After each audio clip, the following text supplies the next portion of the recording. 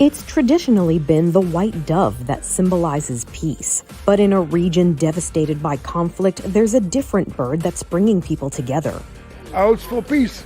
Owls for peace. Barn owls in the Middle East are threatened with habitat destruction because of the fighting between nations. But a group of scientists made up of different nationalities and faiths has come together to preserve a home for these birds.